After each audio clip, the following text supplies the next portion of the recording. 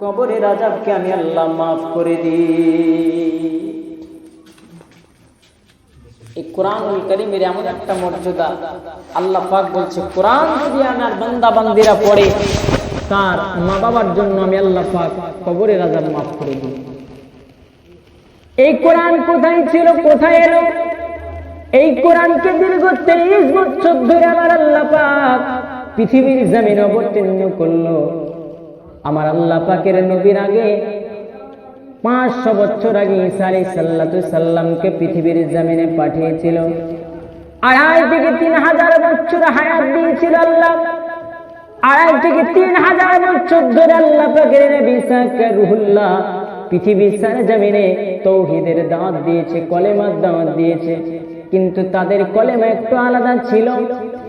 ঈসা রূহুল্লাহর কালিমা ছিল লা ইলাহা ইল্লাল্লাহ ঈসা রূহুল্লাহ।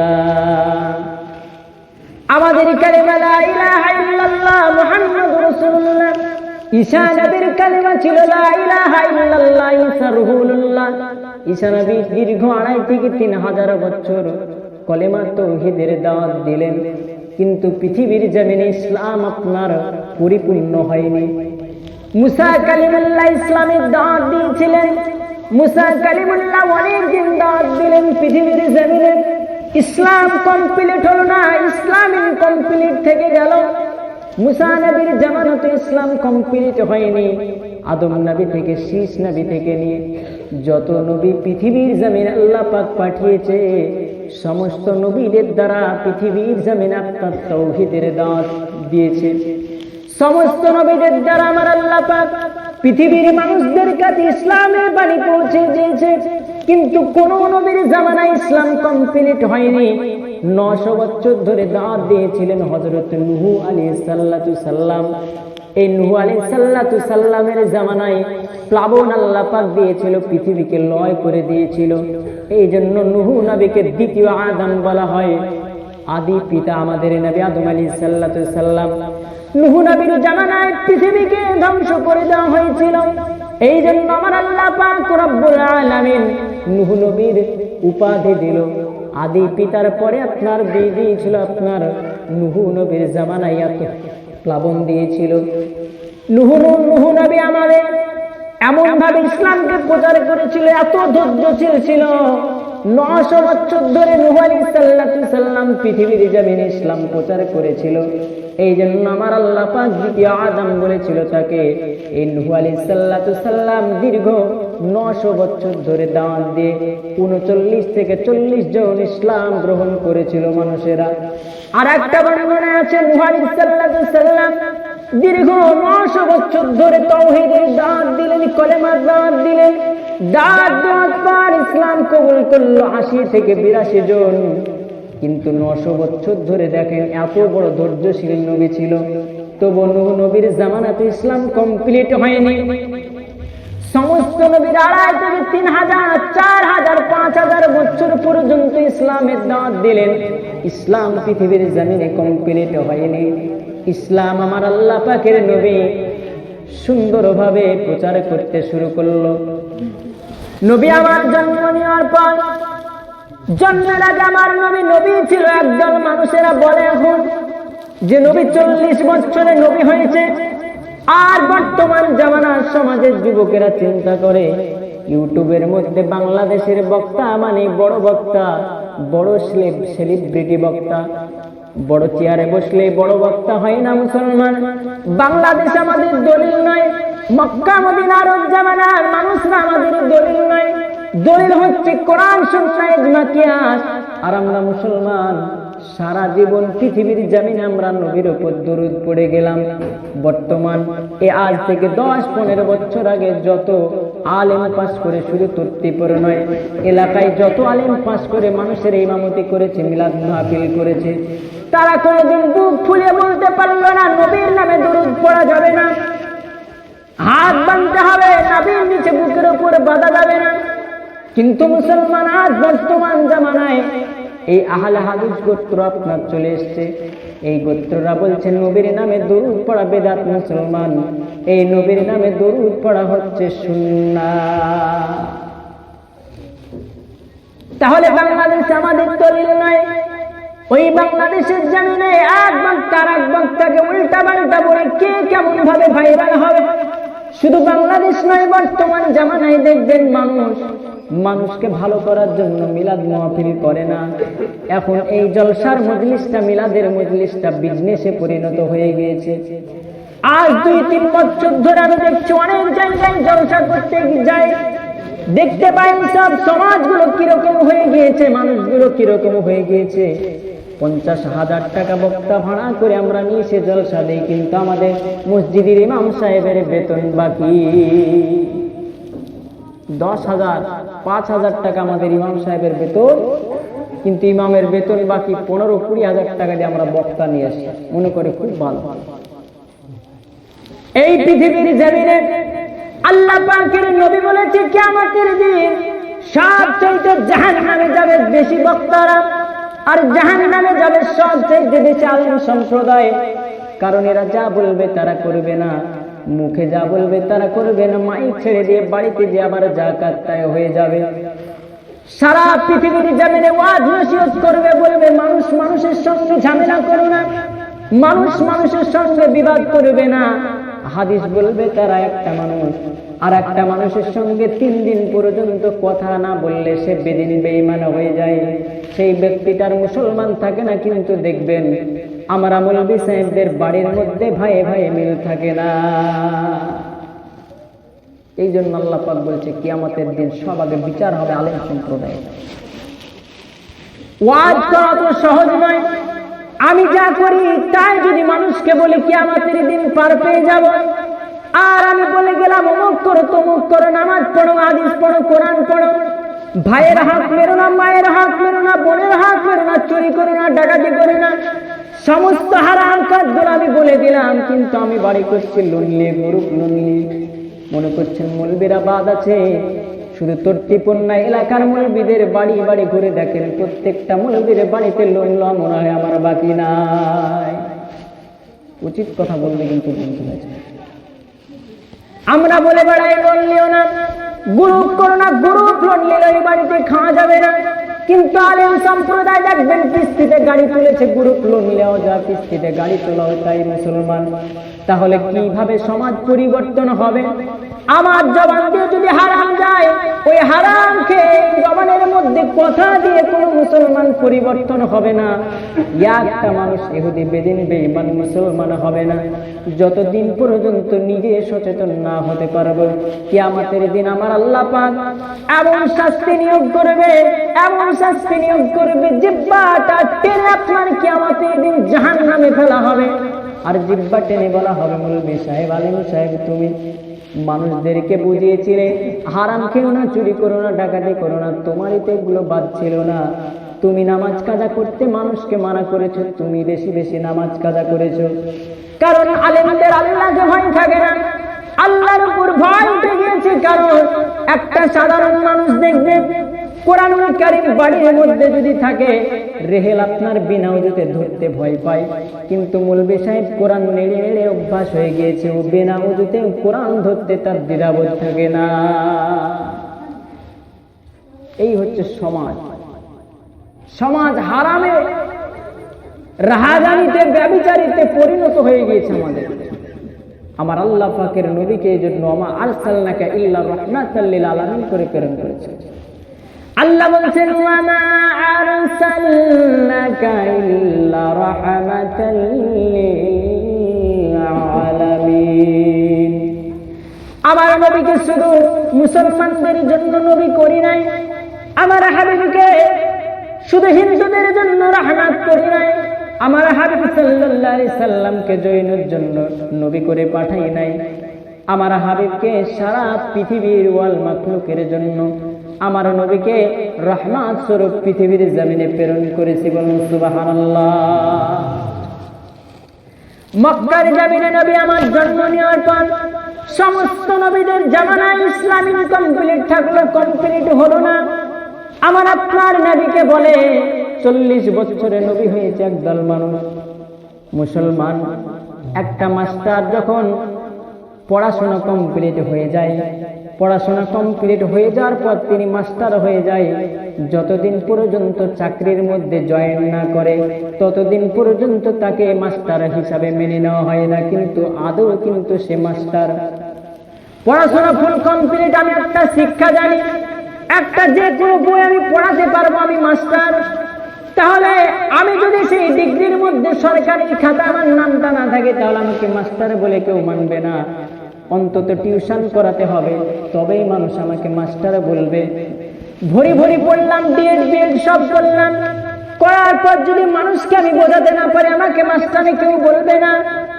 আমি যখন একটা টিউশন করাবো কিংবা সরকারের কোনো খাতা আমার নাম চলে যাবে তখন আমি মাস্টার হয়ে যাব।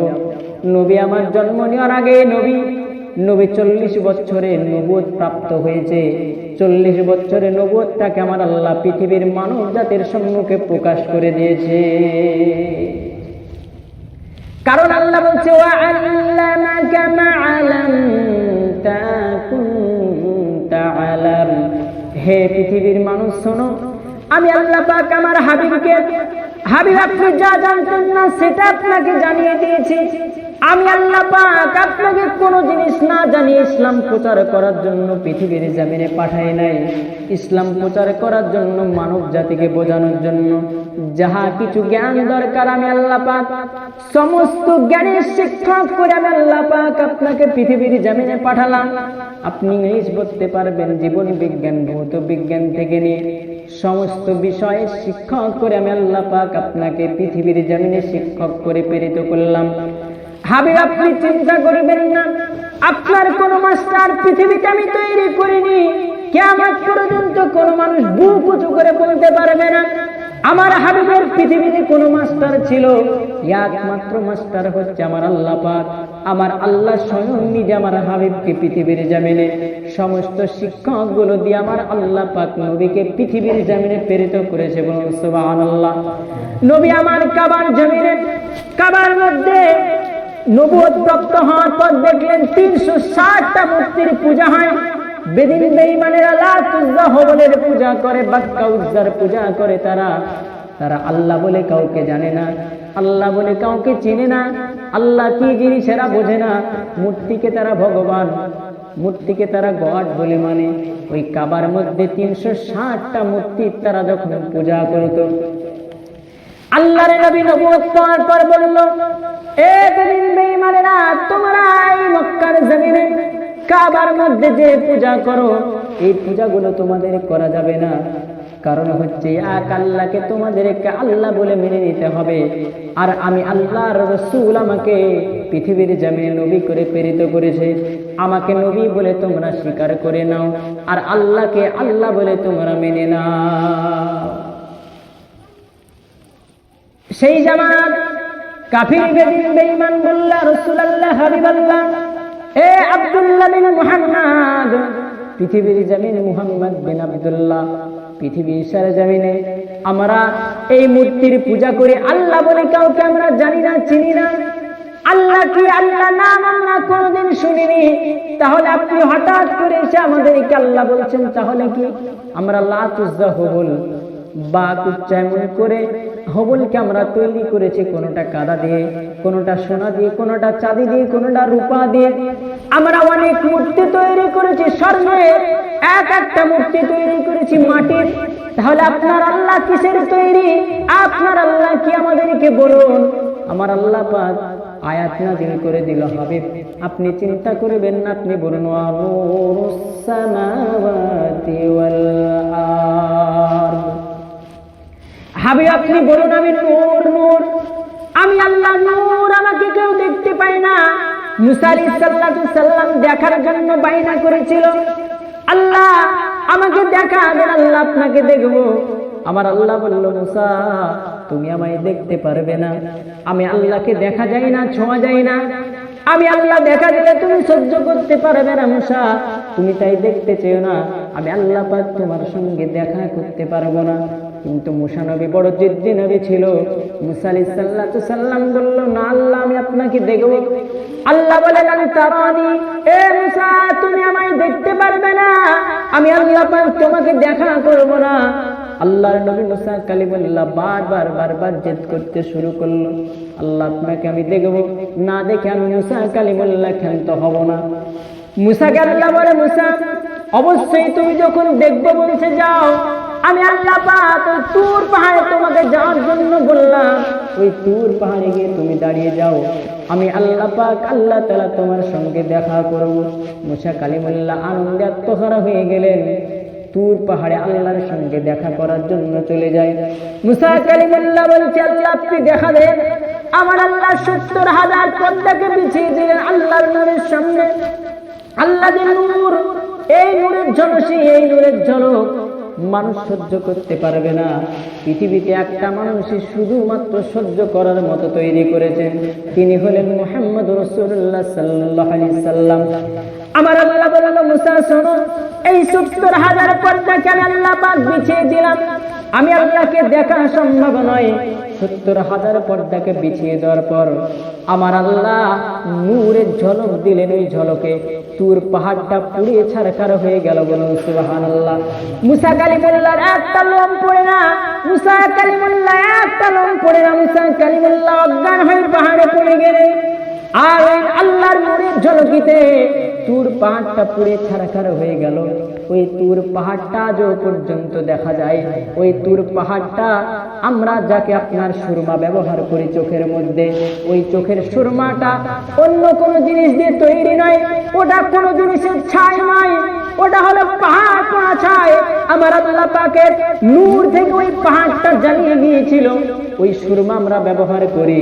এই জন্য আল্লাহর হাবিব সাল্লাল্লাহু আলাইহি সাল্লাম বলেছে, পৃথিবীর মানব তোমরা শোনো, প্রতি শুক্রবার জুমআর নামাজের সময় যদি কোনো আমার উম্মতে তার সারা জীবনটা যদি প্রতি শুক্রবার সুরমা চোখের মধ্যে ব্যবহার করে, আমি আল্লাহর নবী জানিয়ে দিলাম কিয়ামত পর্যন্ত এই চোখের মধ্যে কোনো রোগ হবে না। ওই সুরমাটা হচ্ছে আল্লাহ নূরে পোড়া। আল্লাহ পাক নূর দিয়েছিল মুসা কালিমুল্লাহ। এই মুসা কালিমুল্লাহ আমার আল্লাহকে একদিন জিজ্ঞেস করছে, আল্লাহ আপনাকে একটা প্রশ্ন করব, প্রশ্নের উত্তর এখানে আপনি দেবেন। আল্লাহর নবী মুসা কালিমুল্লাহ বলে, আল্লাহ সারা পৃথিবীর জমিনের মানুষকে, জীবগুলোকে আপনি তৈরি করেছেন। আল্লাহ যা চোখ দিলেন, জীবন দিলেন, তারা তো রাত্রিবেলায় ঘুমিয়ে যায়। মানুষ ঘুমায়, ছাগল ঘুমায়, গরু ঘুমায়, পশু পাখি সবাই রাত্রিবেলা আরাম করে, বিশ্রাম করে ঘুমায়। আল্লাহ আপনি সারা পৃথিবীকে তৈরি করেছেন, আল্লাহ আপনি কি পৃথিবীর জমিনে কখনো ঘুমান না? আল্লাহ বলছে, মুসা কেমন প্রশ্ন তুমি আমায় করলে যে আমি ঘুমাই কিনা ঘুমাই? আল্লাহর নবী মুসা কালিমুল্লাহ বলছে, আল্লাহ আমার সারাটা দিন পরিশ্রম করার পর রাত্রিবেলায় ক্লান্তি হয়, রাত্রিবেলা আমি ঘুমিয়ে যাই। আল্লাহ আপনার জীবজন্তু গুলা রাত্রিবেলায় ঘুমিয়ে যায়, কিন্তু বড় আফসোসের বিষয়, পশু পাখি ভোরবেলায় উঠে দেখবেন জিকির করে, আল্লাহর গুণগান করে। পাখিগুলো ভোরবেলায় উঠলে কিচির মিচির আওয়াজ করে, জিকির করে আল্লাহ। কিন্তু আমরা হতভাগা মুসলমান নাকের তেল দিয়ে ঘুমাই, ফজরের টাইমে নামাজ পড়ি না। ভাই নামাজ পড়ার চেষ্টা করুন, নামাজ ছাড়া ওই জান্নাতে যাওয়া সম্ভব হবে না। আমার আল্লাহ বলছে, জান্নাতে যাওয়ার জন্য একটা চাবি দরকার। কিয়ামতের ময়দানে একদল মানুষদেরকে বলবে, আমার বান্দারা যাও তোমরা জান্নাতে চলে যাও, আমি আল্লাহ পাক তোমাদেরকে জান্নাতি করেছি। মানুষেরা কিয়ামতের ময়দানে ছুটতে ছুটতে চলে যাবে জান্নাতের দিকে। জান্নাতের দিকে যাওয়ার পর দেখবে বড় ধরনের একটা তালা ঝোলানো জান্নাতের গেটের মধ্যে। আল্লাহর বান্দা বলবে, মাবুদ আপনি জান্নাতে যেতে বললেন, কিন্তু কেমন করে জান্নাতে যাব? আল্লাহ আপনার জান্নাতের গেটের মধ্যে তালা ঝোলানো, আল্লাহ আমি কেমন করে জান্নাতে যাব? আমার আল্লাহ পাক আল্লাহ তাআলা বলবে, বান্দা তোমরা কি পৃথিবীর জমিন থেকে জান্নাতের চাবি নিয়ে আসনি? আল্লাহর বান্দারা বলবে, জান্নাতের চাবি কেমন করে হয়, কোথা থেকে আনবো আমরা, কোথায় পাবো? আল্লাহ বলবে, আসসালাতু মিফতাহুল জান্নাহ। আল্লাহ পাক রব্বুল আলামিন বলবে, আমার বান্দারা জান্নাতের চাবি হলো নামাজ, নামাজ, নামাজ। ওই পৃথিবীর জমিনে তোমরা যদি নামাজ আদায় করতে, অটোমেটিক জান্নাতের গেটের সামনে দাঁড়ালে চাবি হয়ে ওই নামাজ তোমাদের তালা খুলে দিত। বলুন সুবহানাল্লাহ। তাহলে আমাদেরকে জান্নাতে যাওয়ার জন্য আল্লাহ পাক বলবে, বান্দা যাও জান্নাতে যাও, কিন্তু আমরা ভাই যেতে পারবো না। জান্নাতে যাওয়ার মতো পরিস্থিতি আমাদের থাকবে না, কারণ জান্নাতে তালা ঝোলানো থাকবে। ওই তালা খুলতে হলে আমাদেরকে নামাজ পড়তে হবে। এক ওয়াক্ত পড়ার চেষ্টা করে, এক ওয়াক্ত পড়তে পড়তে হবে 5 ওয়াক্ত।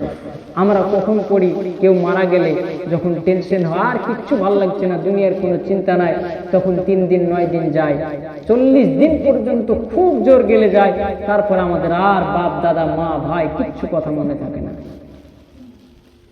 আমরা সমস্ত মানুষ মারা গেলে চিন্তা করি ভাই। আপনার আব্বা আপনার মা মরার আগে নিজে একটু মরে দেখেন, চিন্তা করেন আমি আর নাই দুনিয়া, কি আমার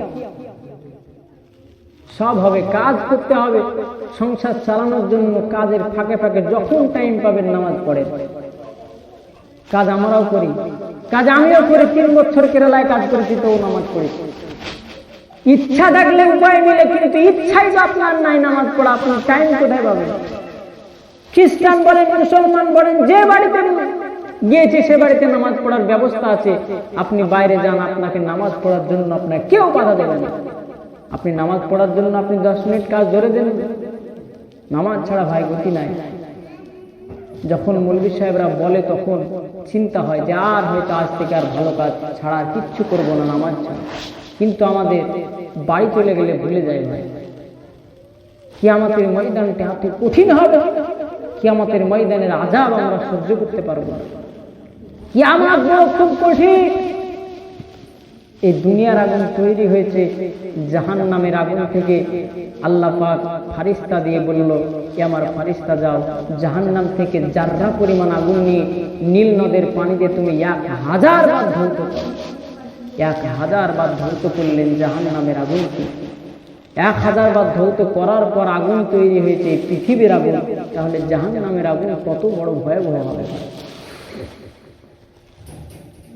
যে কথা বলছিলাম, মুসা আলাইহিস সালাম বলছেন সারা পৃথিবীর মাখলুক ঘুমায় আল্লাহ, কিন্তু আপনি কি কখনো ঘুমান না?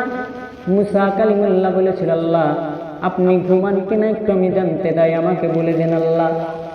আল্লাহ বললেন, মুসা যখন শুনছো না আমি ঘুমাই কিনা জানতে চাও, চলে যাও তুর পাহাড়ে, চলে যাও তুর পাহাড়ে গিয়ে তুমি একটা কাচের গ্লাসে পানি নিয়ে যাবে।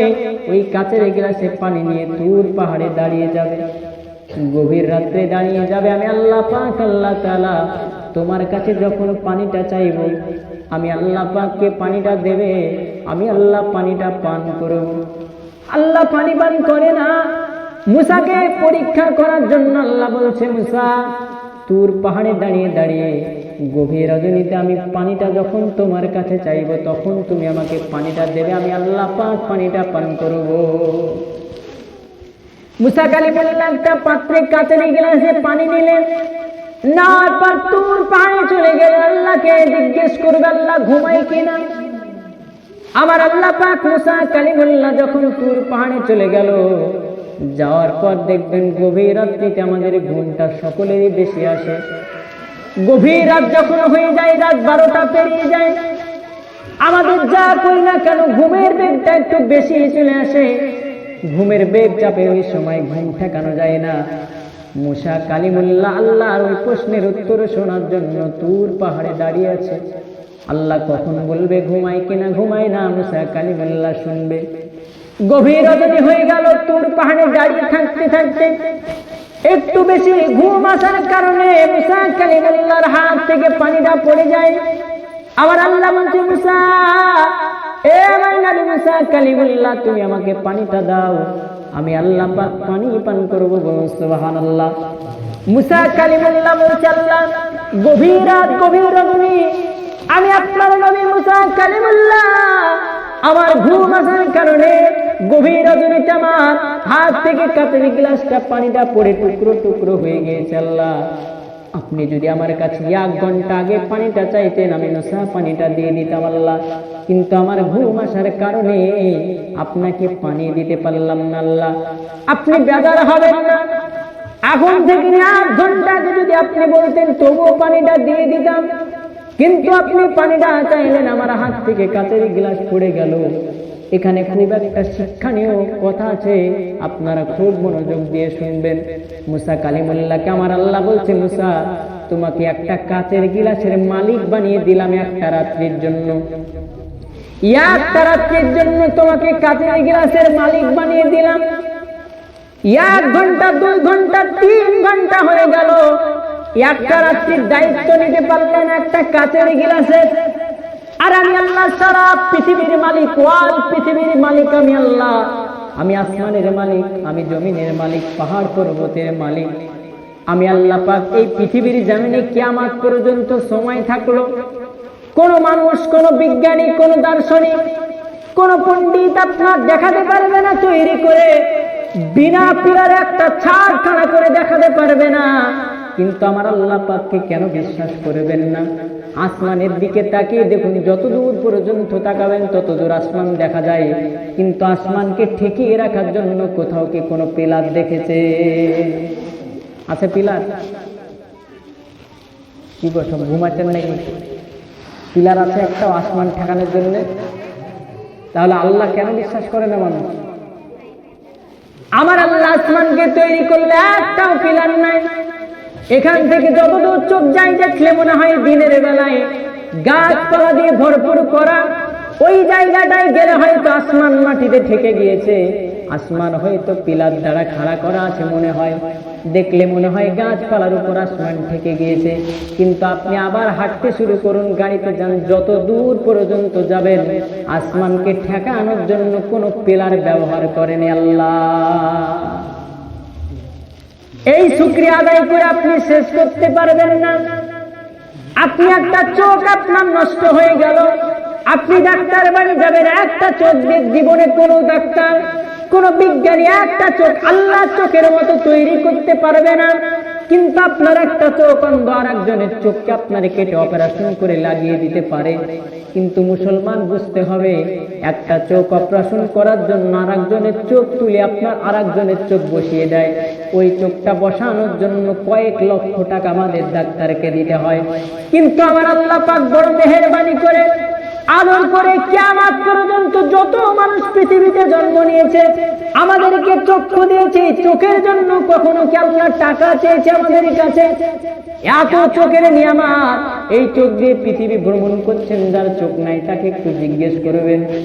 এই বেশি দূরে নয়, কালো দিয়ারে যান, একটা হাফিজে কোরআন আছে, রবিউল হাফেজ, 30 পারা কোরআনের হাফেজ, চোখে দেখতে পাই না একটু। বেচারার সঙ্গে একটা জলসায় প্রোগ্রামে ছিলাম, বসে আছি, হঠাৎ করে কারেন্ট চলে গেল। কারেন্ট চলে যাওয়ার সময় আমি খানা খাচ্ছিলাম তাদের সঙ্গে, কারেন্ট চলে গেল, আমরা দুজন ছিলাম, দুজনের খাবার খাওয়া বন্ধ হয়ে গেল। কিন্তু হাফেজ সাহেব খাবার খাইয়ে যায়, খাওয়া বন্ধ করে না।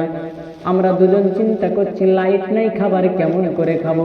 কিন্তু বেচারা চোখ তো আপনার নাই, অন্ধ, আল্লাহ পাক গর্ভ থেকে চোখ দেয়নি। হাফেজ সাহেবকে বললাম, হাফেজ সাহেব আপনার খাবার খেতে কোনো অসুবিধা হয় না? কারেন্ট চলে গিয়েছে, আমরা খেতে পারি না। উত্তরে বলল, স্যার আমি খাবার খাই, আমি তো কোনোদিন পৃথিবীর আলো চোখে দেখি নাই। পৃথিবী কালো না অন্ধকার, নাকি লাইট দিয়ে ভরা, নাকি রঙিন, নাকি সাদা, পৃথিবী তো আমার চোখ দিয়ে কোনোদিন দেখি নাই। তাই কারেন্ট চলে গেলেও বুঝতে পারি না, আসলেও বুঝতে পারি না।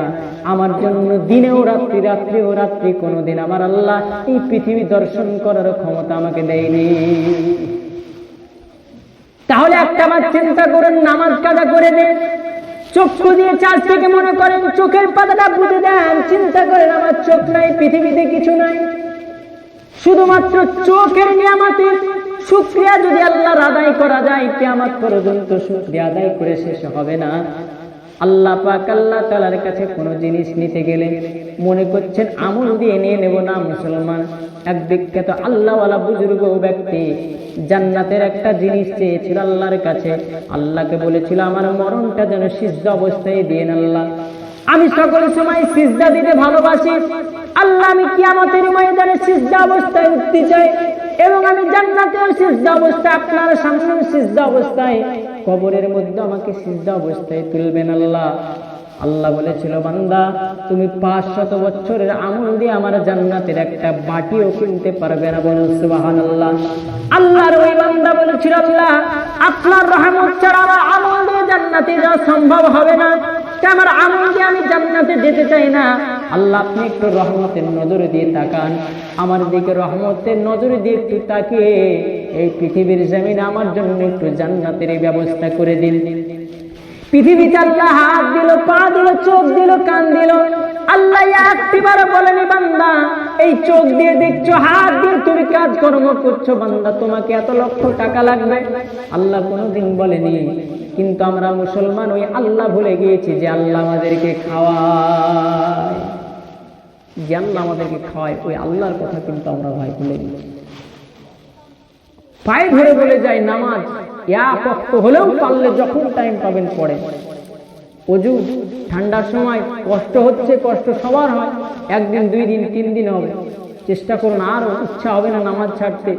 নামাজ পড়তে শুরু করলে আর ইচ্ছা হবে না নামাজ ছাড়তে। হয় আজ তত্ত্বপুরের জমিনে যদি আপনার সমস্ত মানুষ জুম্মার নামাজ পড়তে যায়, কত না সুন্দর লাগবে, ঈদের মতো। মসজিদে আসবে না, কিন্তু আমরা চাই না, শুধু মনে করছেন মিলাদ দিলে কাজ কমপ্লিট। মিলাদ দেওয়া ভালো কাজ, মিলাদ দিলে আল্লাহ পাকের অগণিত রহমতের ফারিস্তারা বাড়িতে বর্ষণ করে আসে, কিন্তু মিলাদ দিয়ে জান্নাতে তো যাওয়া যাবে না ভাই। মিলাদ দিয়ে তো জান্নাতের টিকিট কাটা যাবে না। জান্নাতের টিকিট কাটতে হলে আল্লাহকে খুশি করতে হবে। আল্লাহ আপনার 5 ওয়াক্ত নামাজ আমি পড়তে পারি না, আল্লাহ 1 ওয়াক্ত পড়েছি, আল্লাহ এর চাইতে বেশি কিছু দেওয়ার মতো আমার কাছে কিছু নাই। আল্লাহ আপনাকে আমল দিয়ে খুশি করতে আমি পারবো না। আল্লাহ এটুকুই আপনি খুশি হন। আল্লাহ যদি খুশি হয়, জান্নাত আপনার দরকার নাই, জান্নাত আপনার পায়ের তলায়। জাহান্নামকে ভয় লাগবে না, আল্লাহ যদি আপনার হয়, কিছুতে ভয় নাই। জমিন আপনার, আসমান আপনার, পাহাড় পর্বত সমস্ত জিনিসগুলো আপনার হয়ে যাবে। তাই আল্লাহকে আমাদেরকে আপন করতে হবে। এই পৃথিবীর জমিনে আমার আল্লাহ পাক এত বড় নিয়ামতে একটা শরীর আমাদেরকে দান করলো। এই শরীর যদি আমরা দেখতে যাই, নিয়ামত আল্লাহর প্রকাশ করতে যাই, শুকরিয়া আদায় করতে যাই, সারা জীবন শুকরিয়া আদায় করে আমাদের শুকরিয়া শেষ হবে না। আল্লাহর প্রশংসা যদি সারা পৃথিবীর পানিগুলোকে যদি কালি বানানো হয়, আর সমস্ত গাছগুলোকে যদি আপনার কলম বানানো হয়, আমার আল্লাহ বলছে সমস্ত পানিগুলো ফুরিয়ে যাবে, সমস্ত গাছপালাগুলো ফুরিয়ে যাবে, কিন্তু আমার প্রশংসা লিখে কোনোদিন মানুষ শেষ করতে পারবে না। আল্লাহ পাক বলছে কোন মানুষ সারা পৃথিবীর পানিগুলো, সারা পৃথিবীর গাছগুলো কলম আর কালি যদি বানায়, তবু আমার প্রশংসা লিখে শেষ করা সম্ভব হবে না। আল্লাহ পাক এত বড় মেহেরবান। এই আল্লাহর গুণগান ছাড়া কিছু যদি আমরা করতে যাই, তাহলে আমাদের ভাই সামনে খুব অসুবিধা আসছে। দিন দিন মানুষের যে পরিস্থিতির সম্মুখে আসছে, এই পরিস্থিতি থেকে আমাদেরকে বাঁচতে হবে। খুব সন্নিকট কিয়ামত। আমরা মনে করছি আমার মা আপন, আমার আব্বা জান আপন, আমার স্ত্রী আপন, কে আপন নয়, কে আপন নয়। একটা নেকির জন্য কিয়ামতের দিন জাহান্নামে যেতে হবে ভাই। একটা নেকি, একবার আল্লাহ বললে, একবার সুবহানাল্লাহ বললে আল্লাহ, একবার আল্লাহু আকবার বললে 10টা নেকি হয়। এই একবার আল্লাহ বলা বান্দার কম হয়ে যাবে, ওই জন্য আল্লাহ বলবে যাও তুমি জাহান্নামে। বান্দা আফসোস করবে, আল্লাহ আর একটিবার যদি আমি আল্লাহ বলে দিতাম, তাহলে আমাকে আর জাহান্নামে পড়তে হতো। একটা নেকি যদি আমি নিয়ে আসতে পারতাম, তাহলে আমাকে আর জান্নাতে চিন্তা করতে হতো না, আমি জান্নাতে চলে যেতাম। আল্লাহ আমার একটা নেকি কম। সেই দিন কিয়ামতের দিন আফসোস করবে। আপনার মা আপনার আপন, আপনার মা আপনার বুকের উপর পা তুলতে কোনো দ্বিধাবোধ করবে না। কিয়ামতের দিন এত উত্তাপ হবে, কিয়ামত পরে বুঝেন। এই ঘরে ধরেন আগুন লেগে গেল, ব্যতিক্রম আমরা সবাই আছি। ধরেন আগুন জ্বলছে, কেউ কি নিজের জন্য পাগল হবে না, কেউ কাউকে বাঁচাবে? সবাই মনে করবো কাকে টোকে কে পালাতে পারে। এই দুনিয়াতে প্রমাণ, একটা বাস অ্যাক্সিডেন্ট হলো, হওয়ার পর চিন্তা করে ওর চিন্তা না, পাশে ওর মা বসে আছে, স্ত্রী বসে আছে, কিন্তু তার চিন্তা হয় না। আমি বাঁচলে আবার সন্তান হবে, কেমন ভাবে আমি জানলা দিয়ে পালাতে পারি? তা এই দুনিয়াতে আপনার আপন নয়, কিয়ামতের দিন আপনার আপন কেমন করে হবে? কার জন্য আপনি পাগল? আপনার সন্তান আত্মহত্যা করবে বলে আপনি নামাজের কথা বলেন না, যে কিছু বললে আমার সন্তান আত্মহত্যা করবে। ওই সন্তান বেঁচে থাকার চাইতে মরে যাওয়া অনেক ভালো। আপনার সন্তান আপনাকে কিয়ামতের দিন জাহান্নামের কাঠগড়ায় দাঁড় করিয়ে দেবে, কেউ বাঁচাবে না। কিয়ামতের দিন আল্লাহ পাক হিসাব করতে করতে একজন বান্দাকে বলবে, বান্দা তুমি জাহান্নামে যাও, আমি আল্লাহ পাক তোমাকে জান্নাত দিতে পারবো না। আল্লাহর ওই বান্দা বলবে, মাবুদ গো,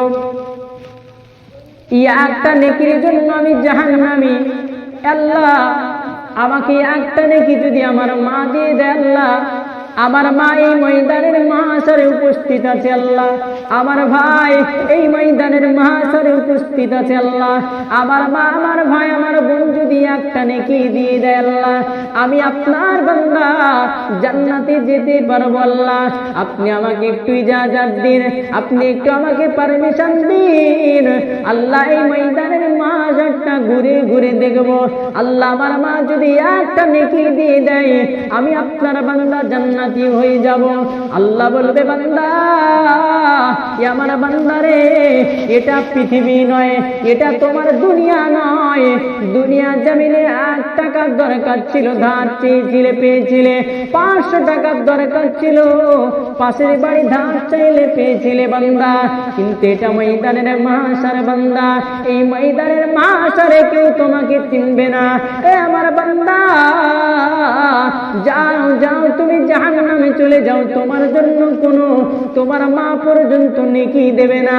আমার ওই আল্লাহ পাকের বান্দা বলবে, মাবুদ গো, আপনার কাছে রোনাজারি করি, এই একটা নেকি আমার মা যদি আমাকে দিয়ে দেয়, আমি জান্নাতে যাব। আল্লাহ আমাকে পারমিশন দেন, ওই কিয়ামতের ময়দানটা ঘুরে ঘুরে দেখব। আল্লাহ বলবে, বান্দা তুমি যখন শুনছো না, যাও চলে যাও ওই ময়দানের মাহশরে তোমার আব্বা জানের কাছে চলে যাও, জমিনটা পুরো তামা হয়ে যাবে, মাথার উপরে সূর্যের 12টা মুখ হবে। আমার আল্লাহ বলবে, বান্দা এই সূর্যের তাপ কেমন করে তুমি সহ্য করবে? আল্লাহ কোনো বান্দাকে সেই দিন জাহান্নামে পোড়াতে পারবে না, পোড়াতে চাইবে না। বান্দা বান্দিদের আমলগুলো দেখতে লাগবে, একটাও যদি পুণ্যের কাজ পায়, আমার আল্লাহ ওই ওসিলা করে জান্নাতি বানিয়ে দেবে। বলুন সুবহানাল্লাহ।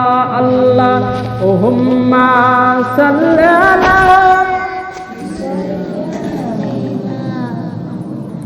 ওয়া আলা আলি সাইয়্যিদিনা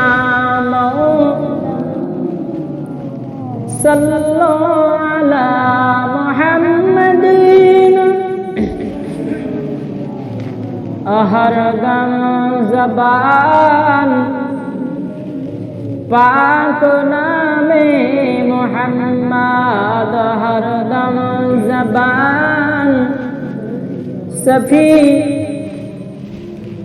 पुसिरातो देखानो बी, पुसिरातो देखानो बी, ओगो कंदिन जारे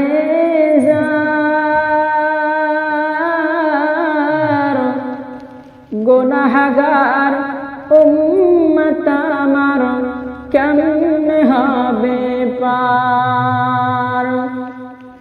আল্লাহ বলেন, ও গো দোস্ত না কাঁদিও আর, তোমার উম্মত পার হইবে বিজলির আকার, পুসিরাতো দেখানো বি, ওগো কান্দেন যারে যার, গুনাহগার উম্মত আমার কেমনে হবে পার? চুল হইতে বারিক ফুল গো, খুর হইতে ধার, লম্বা হইতে বাকি করব 30,000 নামাজ রোজা হজ যাকাত নামাজ রোজা হজ যাকাত 5 কালিমা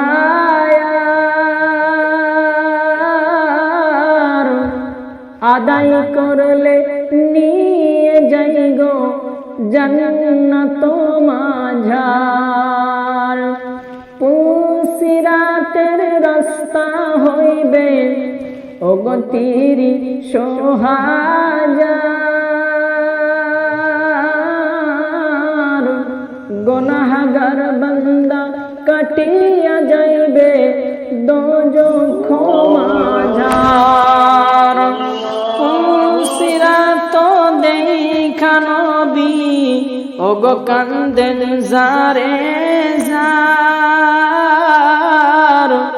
গুনাহগার উম্মত আমার কেমন হবে পার নেক বান্দা পার হইবে নেক বান্দা পার হইবে বিজলির আকার গুনাহগার বান্দা কাটিয়া যাইবে দোজখ মাঝার পুসিরাতের রাস্তা হইবে 30,000 গুনাহগার বান্দা কাটিয়া যাইবে দোজখ মাঝার বারে মুমিন মুসলমান ওই ময়দানের মাসরে ওই বান্দা বলবে আল্লাহ আমার পাড়া প্রতিবেশী আছে আল্লাহ আমার পরিবার আছে আমার পরিবারের কাছে যাব আল্লাহ একটা নাকি যদি আমাকে কেউ দিয়ে দেয় আল্লাহ আমি জান্নাতি হয়ে যাব আল্লাহ বলবে বান্দা এই কিয়ামতের ময়দানটা ঘুরেও তোমার কোনো কাজ হবে না কারণ তোমাকে কিয়ামতের ময়দানে কেউ নেকি দেবে না বান্দা আল্লাহর বান্দাকে পারমিশন দেবেন আল্লাহ যাও তুমি যখন শুনছো না বান্দা ওই ময়দানের মাশারটা ঘুরে ঘুরে দেখো তোমাকে যদি কেউ একটা নেকি দিয়ে দেয় বান্দা আমি আল্লাহ কথা দিয়ে দিলাম ওই বান্দার খাতিরে তোমাকে আমি আল্লাহ মাফ করে দিয়ে জান্নাতি বানিয়ে দেব আল্লাহর বান্দা বড় খুশি হয়ে যাবেন ওই বান্দা ময়দানের মাশারটা ঘুরতে লাগবে ময়দানের মাশারটা ঘুরতে ঘুরতে সর্বপ্রথম নিজের আব্বা জানের কাছে যাবে এ আব্বা একটা নেকির জন্য আপনার সন্তান জাহান্নামী হয়ে গিয়েছে আব্বা আপনি পৃথিবীর জমিনে অনেক কষ্ট করে আমাদেরকে মানুষ করেছিলেন আব্বা দিন মজুরের কাজ করে আমাদের সংসার চালিয়েছিলেন আব্বা আপনি বছর কারে দিনে পোশাক পরেননি আমাদের জন্য দোকানে পোশাক কিনে দিয়ে আমাদেরকে সুন্দরভাবে সাজিয়ে দিয়েছিলেন আব্বা এ আমার আব্বা এত আদরের সন্তান আপনার আমি জাহান্নামী হয়ে গিয়েছি একটা নেকির জন্য আমি আপনার সন্তান জাহান্নামী হয়ে গিয়েছি আব্বা গো একটা নেকি আমাকে দিয়ে দেন তাহলে আপনার সন্তান আমি জান্নাতি হয়ে যাব আব্বা বলবে ইয়া নাফসি কিয়ামতের ময়দানের আযাব সহ্য করতে পারি না আমি এ আমার সন্তান শোনো এই কিয়ামতের ময়দানের আযাবে এমন আযাব মাথার উপর সূর্যের মুখ কাছে 12টা জমিন পুরে তামা হয়ে গিয়েছে জমিনের উপরে দাঁড়াতে পারি না এ আল্লাহর বান্দা যাও যাও চলে যাও আমি তোমাকে একটা নেকি দিতে পারবো না আমি তোমাকে নেকি দিতে পারবো না কারণ হচ্ছে আমার জ্বালা আমি পাগল হয়ে গিয়েছি এই কিয়ামতের ময়দানের আযাব আমি সহ্য করতে পারি না যাও নিজের সন্তান সেই দিন অস্বীকার করবে বাবা চিনতে পারবে না সন্তানকে অস্বীকার করবে ওই আল্লাহর বান্দা অঝর নয়নে কান্না শুরু করবে আল্লাহ এই ময়দানের মাঝারে আপনি কেউ চিনতে পারবে না বলেছিলেন আল্লাহ আমার সবচেয়ে কাছের মানুষ আমার আব্বা আমাকে চিনতে পারেনি আল্লাহ আমার আব্বা আমাকে চিনতে পারলো না বান্দা অঝর নয়নে কান্না করতে করতে নিজের মায়ের কাছে যাবে মা এ আমার মা একটা নেকির জন্য তোমার সন্তান জাহান্নামী হয়ে গিয়েছে মা। আমার মা, পৃথিবীর জমিনে আপনি কতই না কষ্ট করে আমাদেরকে মানুষ করেছিলেন মা। এ মা, কিন্তু আজ আপনার সন্তান জাহান্নামী। আমার গায়ে কোনো আঁচড় লাগলে আপনি সহ্য করতে পারেননি। আমার কোনো বিপদ হলে পৃথিবীর জমিনের সব আগে আপনি জানতে পেরেছিলেন মা। আপনি 10 মাস 10 দিন আমাকে গর্ভে ধারণ করেছিলেন মা। আমার মা, আজ কিয়ামতের ময়দানে একটা নেকির জন্য আপনার সন্তান জাহান্নামী। আপনি ঠান্ডা রাত্রিতে পেশাব করে দিলে সারা রাত ভেজা জায়গায় কাটিয়ে দিয়েছিলেন মা। আমাকে সারা রাতটা শুকনা জায়গায় রেখে দিয়েছিলেন। আপনার কোনো যন্ত্রণা আমাকে বুঝতে দেননি। আমার মা, একটা নেকির জন্য আপনার সন্তান জাহান্নামী হয়ে গিয়েছি মা। আমাকে একটা নেকি দিয়ে দেন, তাহলে আমার আল্লাহ আমাকে জান্নাতি বানিয়ে দেবে। সবচেয়ে কাফের মানুষ সন্তানের কোনো কষ্ট সহ্য করতে পারে না। সেই মা পর্যন্ত কিয়ামতের দিন অস্বীকার করবে, বাবা আমার কোনো বিয়ে শাদী হয়নি দুনিয়ায়, আমার কোনো সন্তান আদি নাই, তুমি চলে যাও চলে যাও। সন্তানের বুকের উপর পা দিতেও মা দ্বিধাবোধ করবে না। কারণ দেখবেন তামার এক মুখ গরম করলে আর এক মুখ গরম হয়ে যায়। ওই তামা হয়ে যাবে, জমিনটা পুড়ে, ওই জমিনের উপর পা দিয়ে দাঁড়ানো যাবে না। ওই কিয়ামতের দিন জমিনের দিকে দাঁড়াতে পারা যাবে না। আবার আপনি উপরের দিকে তাকাবেন, তবুও সূর্যের মুখ আমার আল্লাহ 12টা করবে। আমার ওই আল্লাহর বান্দা অঝর নয়নে টসটস করে দু চোখ বেয়ে বেয়ে পানি গড়ে গড়ে পড়ে যাবে। আল্লাহ আপনি বলেছেন কিয়ামতের ময়দানে কেউ চিনতে পারবে না। আল্লাহ, আমার মা আমাকে চিনতে পারেনি, আমার আব্বা আমাকে চিনতে পারেনি, এর চাইতে বড় দুঃখের কিছু হতে পারে না। আল্লাহ, আমি কেমন করে জান্নাতে যাব? আল্লাহ, আমি জাহান্নামের আগুন সহ্য করতে পারবো না। আল্লাহ, আমি যদি জাহান্নামী হয়ে যাই, কেমন করে ওই জাহান্নামের আগুন সহ্য করবো? আল্লাহ, আপনি আমাকে জাহান্নামের মধ্যে গ্রেফতার করবেন না। কিয়ামতের ময়দানে আল্লাহর ওই বান্দা কাঁদবে, আল্লাহ আমি তো কিয়ামতের ময়দানের আযাব, সেই দিন এই দুনিয়ার 50,000 বছর আর কিয়ামতের দিনের একটা দিন সমান হবে। জাহান্নাম তো দূরের কথা, মানুষ কিয়ামতের দিন দাঁড়িয়ে থাকবে আর বলবে আল্লাহ হিসাবটা কখন শুরু হবে? আল্লাহ, জাহান্নাম জান্নাত তো পরের কথা, হিসাবটা আগে শুরু করুন। কারণ এই কিয়ামতের ময়দানের আযাবটা সহ্য হয় না। আল্লাহ, সাধারণ দুনিয়ার একটু আগুন হাতে পড়ে গেলে আমাদের সহ্য হয় না, কিন্তু কিয়ামতের ময়দানের আযাব আমাদের কেমন করে সহ্য হবে? ওই কিয়ামতের আযাব থেকে বাঁচতে হবে আমাদের। কিয়ামতের আযাব থেকে, জাহান্নামের আগুন থেকে, কবরের আযাব থেকে আমাদেরকে বাঁচতে হবে। আমরা নামাজ পড়ি না, কিন্তু কবরে নামানোর টাইমে আমরা বলি যে এটা আমার নবীর দলের ছিল, এই আব্বাটা আমার নবীর দলের, আমার আম্মাটা নবীর দলের ছিল। এটা মিথ্যা কথা হয়ে যাবে ভাই, যদি নবীর দলের না হতে পারে। সবার জন্য সমান দোয়া নয়, বরঞ্চ কবরে নামিয়ে বলা দরকার ছিল আল্লাহ আমার মা আমার আব্বা কোন দলের ছিল আমি জানি না, আল্লাহ কোনো যদি বেপথে চলে থাকে আল্লাহ আপনি মাফ করে দিন। কিন্তু মাফ চাই কখন? আমরা মারা যাওয়ার পর কবরস্থানের সামনে মুর্দাকে দাঁড় করিয়ে নিয়ে আমরা মাফ চাই। ওই সময় মাফ আর হয় না। দুনিয়ায় বেঁচে থাকতে আমাদেরকে মাফ চাইতে হবে। কত হারাম তো চুগল করে গেল, আর আপনি নিয়ে গিয়ে আপনার বাপকে কবরের সামনে নিয়ে বলছেন যে আমার আব্বাকে মাফ করো, পিছন থেকে সবাই মাফ করে। আপনার আব্বা যদি ব্যভিচার অবিচার এই দুনিয়ায় করে যায়, উচিত হবে তার ক্ষমা চাওয়া, কিন্তু মারা যাওয়ার পর ক্ষমা চেয়ে কোনো লাভ হয় না।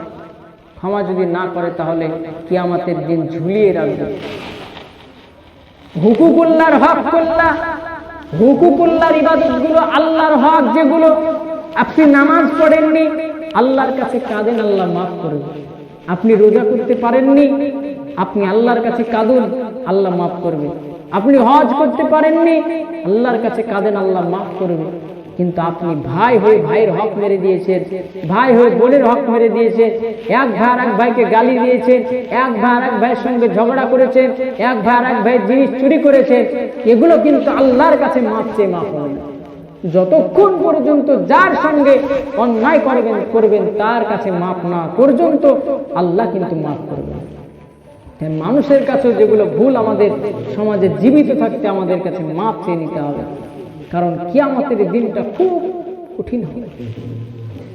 ওই কিয়ামতের দিনে পায়ের চামড়াগুলো গোস্তগুলো খুলে খুলে পড়বে, সূর্যের তাপে মগজগুলো গলে গলে পায়খানা রাস্তা দিয়ে বেরিয়ে যাবে। কিয়ামতের ময়দানের আযাব, কি আযাব! আমরা 2008 সালে দেখেছি তত্ত্বপুরে গ্যাসে আগুন লেগেছিল, খুব ছোট তখন আমরা। 2008 সালের আগুনে কত মানুষ মারা গেল। ওই আগুন কি আগুন? আগুন দেখা যায় না, কিন্তু মানুষ পড়ে যায়। এই পৃথিবীর আগুন যদি এরকম হয়, তাহলে কিয়ামতের আগুনটা কেমন হবে, জাহান্নামের আগুনটা কেমন হবে? যারা আগুনে পুড়েছে তারা জানে আগুনে পোড়া যন্ত্রণা কতটা। ভাই, আমাদেরকে বাঁচতে হবে, একটাই কথা, আমাদেরকে বাঁচতে হবে। আপনারা পাড়া প্রতিবেশী গ্রামবাসী আমার ভাই, এই জন্য বলছি জাহান্নাম থেকে বাঁচুন। আমরা এইরকম একাত্রিত যেমন বসে আছি, আল্লাহ পাক আমাদেরকে যেন জান্নাতের মধ্যে একাত্রিত রাখেন। আমরা গ্রামবাসী পাড়া প্রতিবেশী ফ্যামিলি নিয়ে যেন জান্নাতের মধ্যে থাকতে পারি। কারণ হচ্ছে জাহান্নাম থেকে আল্লাহ কিন্তু নিজে বাঁচার কথা বলেন, যে বান্দা তুমি জানো কোরআন পড়ে তুমি একা একা জাহান্নাম থেকে বেঁচে যাও। এই কিয়ামতের ময়দানের কথাটা বলে আমার বক্তব্য শেষ করে দেব। ঠান্ডা রাত্রি, আল্লাহ পাক শুধু বলছে তোমরা জাহান্নাম থেকে নিজে বাঁচার চেষ্টা করো না, তোমরা নিজে বাঁচো এবং অপরকে বাঁচাও। এখন অপরকে কিভাবে বাঁচাবেন? জাহান্নাম থেকে। সব তো জাহান্নামে হয়ে গেছে। আমাদের পরিবার কেমন হয়ে যাচ্ছে দিন দিন। আমাদের মা, আমাদের আব্বা, আমরা পৃথিবীতে গার্জেন হয়ে আমাদের কন্যাগুলো ড্যান্স করে, সাংস্কৃতিক অনুষ্ঠান করে, আমরা দেখে মজা পাই যে আমার কন্যা ড্যান্স করছে। বাবা, ওই সন্তানের জন্য আপনি জাহান্নামে যাবেন, আপনার সন্তানের ড্যান্স দেখে আপনি আনন্দ পান? আপনি কিন্ডারে নিয়ে গিয়ে নাচান আপনার মেয়েকে। আই লজ্জার কথা মুসলমান, আপনার কন্যা বডি আপনি দেখাচ্ছেন, কোন যুবক যদি টিটকারি করে তখন যুবকের দোষ। বেড়ালের সামনে মাছ দিয়ে ওয়াজ করছেন, বেড়াল মাছ যদি আলগা পায় এমনি লাফ মারবে, মাছ আগে ঢেকে ফেলে, বেড়াল আর লাফ মারবে না। তাই যুবক সম্প্রদায়ের কোনো দোষ দিয়ে এখন লাভ নাই। বর্তমানে মাছগুলোকে আগে ঠিক করে নিতে হবে। একটা মাছ আপনি কিনলেন, রাত্রিবেলায় খাওয়ার পর যদি এক্সট্রা উগড়ে যায়, আপনি মাছটা বেড়ালে না খাওয়ার জন্য আপনি ধামা চাপা দেন, কেজি চাপা দেন, ডালি চাপা দেন, আর আপনার কন্যাকে আপনি আলগা করে নিয়ে আপনি চলে যাচ্ছেন, নানি পড়েছে বোরখাল্লা আপনি থাকা। তাহলে তখন যুবকরা টিটকারি মারলে যুবকদের দোষ। বেড়াল বলবে রাত্রিবেলায় তুই ঘুমা, তারপর মাছ কিভাবে খেতে হবে দেখছি। তাই বেড়ালের সামনে মাছ দিয়ে ওয়াজ করে কোনো লাভ নাই। বেড়াল তোর জন্য মাছ খাওয়া হারাম। যতই ওয়াজ করি যুবকদের জন্য, যদি মহিলারা আলাদা থাকে তাহলে কোনো কাজ হবে না। যুবক কি মৌলবি সাহেব রাখতে পারবে না? ও তো মানুষ। তাহলে সমাজকে আগে কন্ট্রোল করতে হবে। বেশিরভাগ ফিতনা আর জাহান্নামে যেতে হবে অধিকাংশ মহিলাদের জন্য। অধিকাংশ মানুষ জাহান্নামে যাবে মহিলাদের জন্য।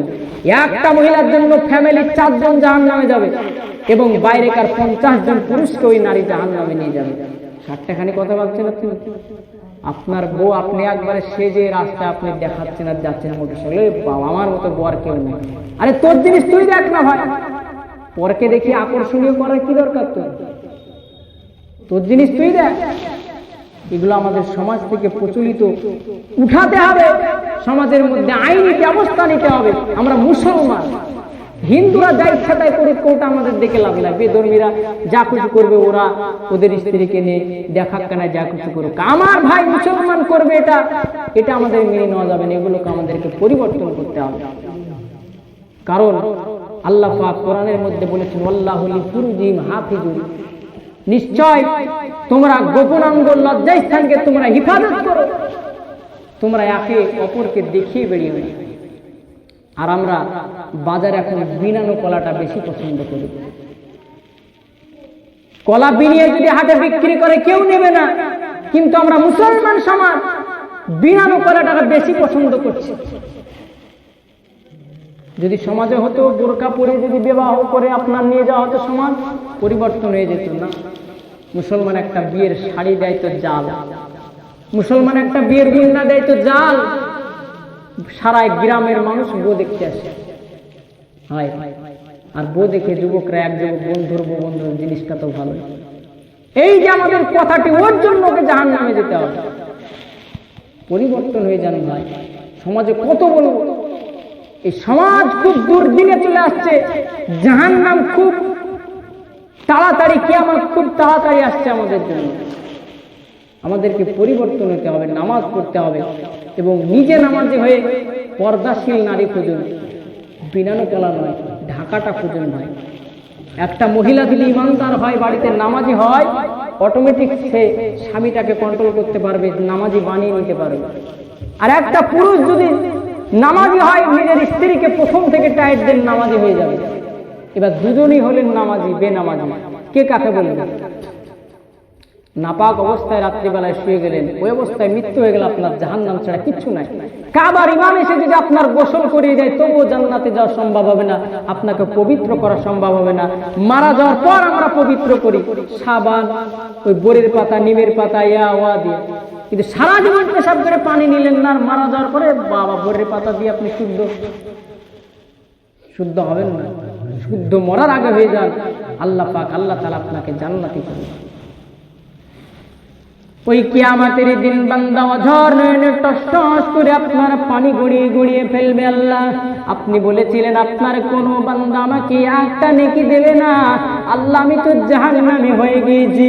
আল্লাহ, আমার এখনো পরিবারে অনেক মানুষ আছে। আল্লাহ, কিয়ামতের ময়দানে আমি একটু ঘুরে ঘুরে দেখব, আল্লাহ যদি আমাকে কেউ একটা নেকি দেয়, আমি জান্নাতি হয়ে যাব।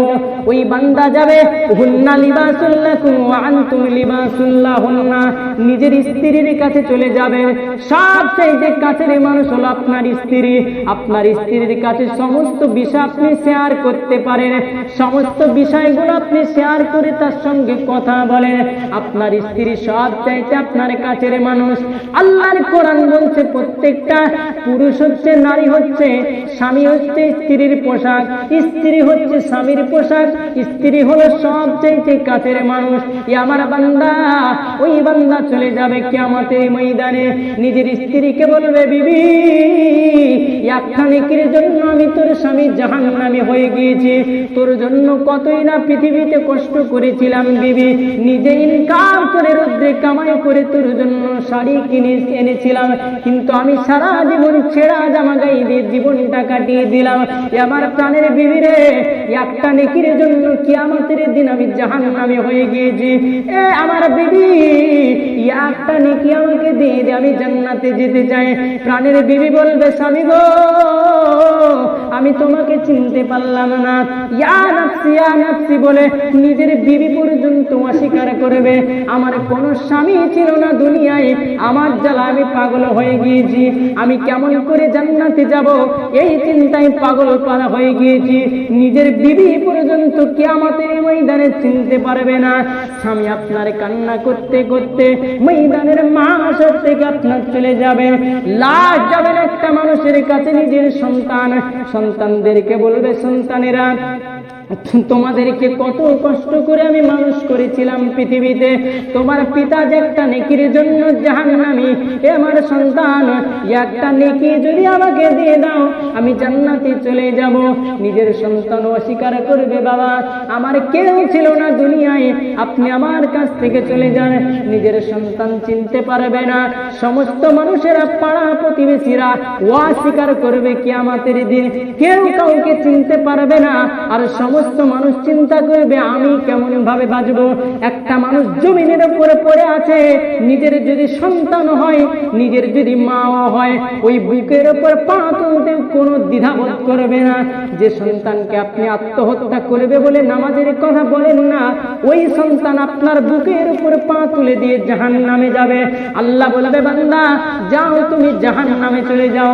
ওই বান্দা বলবে, আল্লাহ দাঁড়িয়ে যান, আল্লাহ আমাকে একটু আপনার টাইম দেন, আমার মাকে কিয়ামতের ময়দানে আপনি ডাক করুন। আল্লাহ, আমার মা কোনোদিন আমাকে নামাজ পড়ার কথা বলেনি, আল্লাহ আমার মা কোনোদিন রোজা করার কথা বলেনি আল্লাহ, আমি আমার মায়ের জন্য জাহান্নামী হয়ে গিয়েছি। আমার মাতা পিতা যদি আমাকে নামাজ পড়ার কথা বলতো, কোরআনের শিক্ষা দিত আল্লাহ, তাহলে আমি জান্নাতে চলে যেতে পারতাম। ওই মায়ের জন্য যদি আমাকে জাহান্নামে যেতে হয়, তাহলে ওই মাকে ডাকুন, ওই মায়ের বুকের উপর পা তুলে দিয়ে আমি জাহান্নামে যাব। মা সেই দিন কাজে লাগবে না। আপনার বান্দা অঝর নয়নে কান্না করবে, কিয়ামতের ময়দান থেকে উল্টো দিক থেকে আপনার চলে যাবে। একজন আল্লাহর বান্দা বলবে, ভাই আমার ভাই, আপনি ময়দানের মাঝখান থেকে উল্টো দিক থেকে কেন আসছেন? ওই বান্দা বলবে, ভাই তুমি দুঃখের কথা শুনে কি করবে? আমার মা আমাকে চিনতে পারেনি, আমার আব্বা আমাকে চিনতে পারেনি, আমার ফ্যামিলির মানুষ আমাকে চিনতে পারেনি, তুমি অপরিচিত মানুষ আমার দুঃখের কথা শুনে কি করবে? ওই আল্লাহর বান্দা বলবে, ভাই তোমার দুঃখের কথাটা আমার সঙ্গে একটু শেয়ার করো, দেখি তোমাকে আমি কোনো সাহায্য করতে পারি কি। আল্লাহর বান্দা বলবে, ভাই এই কিয়ামতের ময়দানে আমার আমলনামাটা দেখছিল আল্লাহ, দেখার সময় আমলনামা দেখতে দেখতে দেখতে দেখতে আমলনামার মধ্যে সমস্ত নেকি পাওয়া গেল, কিন্তু একটা নেকি আমার কম হয়ে গেল। আমার নেকির পাল্লাটা কম হয়ে যায়, আমার গুনার পাল্লা ভারী, এই জন্য আমাকে আমার আল্লাহ জাহান্নামী বানিয়ে দিয়েছে। ভাই একটা নেকির জন্য আমি জাহান্নামী হয়ে গিয়েছি। ভাই আমার আমলনামায় একটা নেকি কম। আমার মা, আমার আব্বা, আমার ভাই, আমার বোন, আমার স্ত্রী, সমস্ত মানুষের কাছে গিয়েছিলাম, কেউ আমাকে একটাও নেকি দেয়নি, তা আমি জাহান্নামে যাব। এই জন্য অঝর নয়নে জাহান্নামের ভয়ে কান্না করতে করতে চলে যায়। ওই অপরিচিত বান্দাটা বলবে, ভাই আমার আমলনামায় তোমার আমলনামায় তো একটা নেকি কম। আর আমার আমলনামা যখন আল্লাহর ফেরেশতারা দেখছিল, ওই টাইমে আমার আমলনামায় দেখা গেল আমার আমলনামায় শুধুমাত্র গোনার গোনা, আমার আমলনামায় একটা মাত্র নেকি। এই একটা নেকি নিয়ে তো আমি জান্নাতে যেতে পারবো না, একটা নেকি নিয়ে আমি জান্নাতে যেতে পারবো না। এই কিয়ামতের ময়দানে আমি অপরিচিত তোমার ভাই একটা নেকি দান করে দিলাম, বলুন সুবহানাল্লাহ। তাহলে কাজে আসবে একটা অপরিচিত মানুষ, কেউ চিনবে না। সমাজে এগুলো হয়, দেখবেন আপনার 2000-3000 টাকার দরকার, আপন মানুষের কাছে পাওয়া যায় না, সব পর নিয়ে বাস, পরের কাছে চাইলে পাওয়া যায়, কিন্তু আপন মানুষ দিতে চাই না। কিয়ামতের ময়দানে একই অবস্থা হয়। তাহলে এগুলো আমরা কার জন্য করি? আল্লাহ বলবে, বান্দা, আল্লাহর ওই বান্দা নেকি পাওয়ার পর ছুটতে ছুটতে আল্লাহর কাছে যাবে, আল্লাহ আমি নেকি পেয়েছি, আল্লাহ আল্লাহ আমি নেকি পেয়েছি, একটা নেকি আমাকে দান করেছে আল্লাহ। আল্লাহর বান্দা বলবে, আল্লাহ আপনি বলেছিলেন কেউ আমাকে নেকি দিবেন, আল্লাহ আমাকে আমার ফ্যামিলির কোনো মানুষ নেকি দেয়নি, অপরিচিত মানুষ একটা নেকি দিয়েছে আল্লাহ। আল্লাহ বলবে, ফারিস্তা জিবরিল, এ ফারিস্তা জিবরিল, যাও যাও যাও, ওই আল্লাহ আমার বান্দাটাকে ডেকে নিয়ে এসো। কোন বান্দা নেকি দান করলো? আমি আল্লাহ 100 ভাগ দয়ার মালিক, 100 ভাগ দয়া থেকে 1 ভাগ দয়া সারা পৃথিবীর মাখলুককে দিয়েছি। আমার মধ্যে 99 ভাগ দয়া, 99 ভাগ দয়ার মালিক হয়ে যদি আমার ওই বান্দা জাহান্নামে যায়, আমার বান্দা 1 ভাগ দয়া নিয়ে যদি একটা বান্দার উপরে বান্দার দয়া দেখাতে পারে, ওই বান্দাকে আমি জাহান্নামে পড়াবো না। এ আমার ফারিস্তা, যাও যাও, ওই জাহান্নামের মধ্যে দেখে ওই বান্দাটাকে ডাকো, যে বান্দাটা আমার বান্দাকে নেকি দান করেছে। আল্লাহর ফারিস্তা বলবে, এ আল্লাহর বান্দা, কে তোমাদের মধ্যে একটা নেকি দান করেছো? তোমাকে আমার আল্লাহ ডাক দিয়েছে। ওই ময়দানের মাশারে ওই বান্দাকে ডাকা হবে। ডাকার পর আল্লাহকে বলবে, আল্লাহ আমি নেকি দান করেছি, আল্লাহ কি বলবেন বলুন। আল্লাহ বলবে, বান্দা 1 ভাগ দয়ার মালিক হয়ে তুই যদি এত দয়া দেখাতে পারিস, বান্দা আমি কি আল্লাহ 99 ভাগ দয়ার মালিক, আমার মধ্যে কি কোনো দয়া নাই? আমি তোকে জাহান্নামী বানাবো না। আমি আল্লাহ পাক কথা দিয়ে দিলাম, তুই যে ওই বান্দাটাকে নেকি দান করলি, আর ওই বান্দাটা একটা নেকি কম ছিল, নেকিটা পেয়ে গেল, এই জন্য আমি আল্লাহ পাক এই ময়দানের মাঝখানে আমার রহমতের দরিয়ায় জোশ মেরে দিল। আমি আল্লাহ দুজন বান্দাকে কিয়ামতের ময়দানে জান্নাতি বানিয়ে দিলাম, বলুন সুবহানাল্লাহ। আল্লাহুম্মা সাল্লি আলা